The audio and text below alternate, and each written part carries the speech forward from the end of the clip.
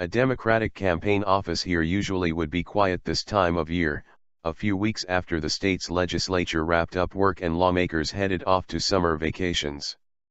But even though it's not an election year, the office is in full campaign mode, with volunteers working the phones and reviewing maps in anticipation of a new front of modern campaigning, the recall phase. A handful of Democratic state lawmakers in Colorado face recall petition efforts in what looks to be the first wave of fallout over legislative votes to limit gun rights.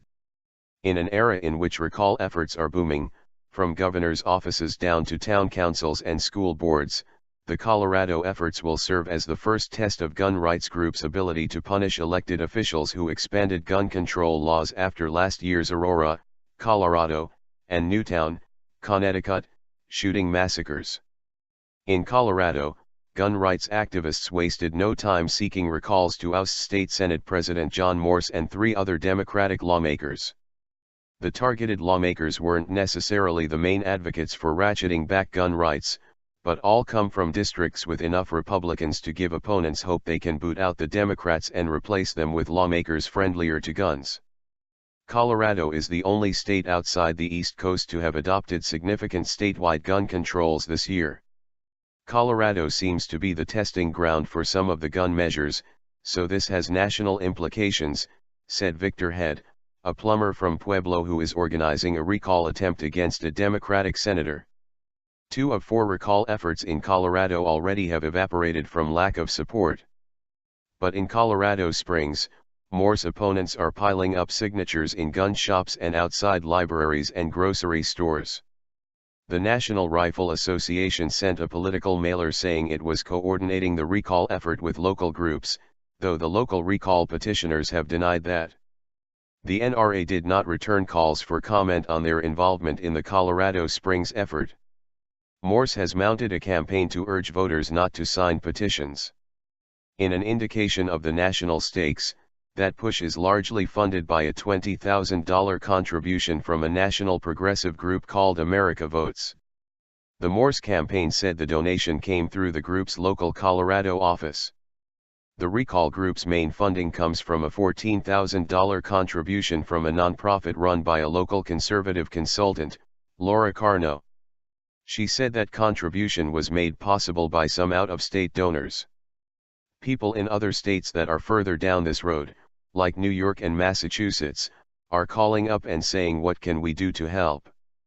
Carno said. This isn't what Colorado stands for. In an interview, Morse seemed resigned to facing a recall vote after signatures are verified. He believes national gun rights supporters are using his district to make a national statement about the political peril officials face if they take on gun control. That's what's going on here. They want to take out the Senate president, Morse said. The organizer of the Morse recall effort, Anthony Garcia, didn't disagree. Garcia doesn't live in Morse's district but in the northern Colorado town of Brighton. Garcia said Morse was targeted not just because of his votes for gun control but because he's a prominent Democrat from a competitive district. It's as much about saying Colorado is angry as it is about getting one guy out, Garcia said. Legislators need to know when citizens are outraged that they can't ignore the people.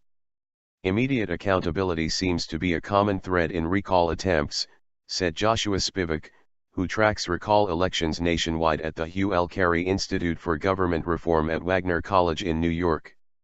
Technology makes it easier to organize, Spivak said, and modern-day voters watching political activity in real time on Twitter and TV aren't content to wait until another election to show their displeasure when they feel ignored. Spivak said at least 169 officials at all levels of government faced recalls last year, up from 151 the year before. The number this year could go even higher, he said. Technology isn't the only explanation. The other reason, Spivak said, is that they succeed. Most recalls actually fail, as in the case last year of Wisconsin government. Scott Walker, a Republican who survived a recall election after attacking collective bargaining rights for state employees.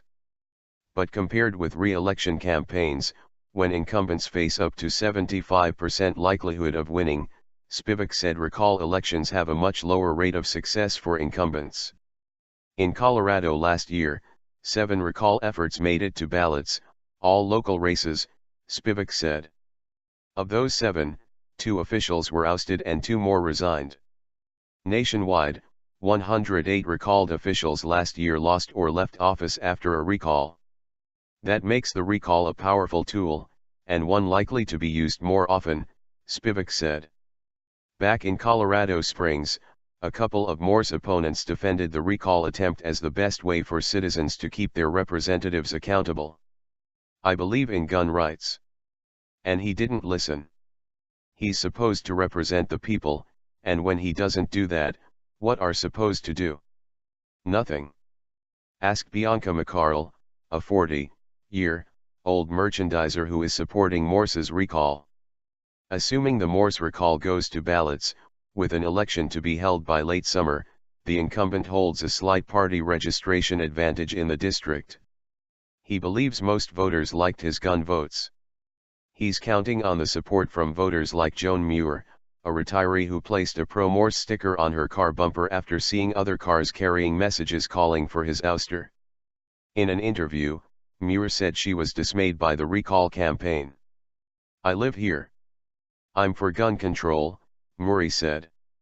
"I don't care for guns, period, so they don't speak for all of us when they say Morse didn't listen to the people."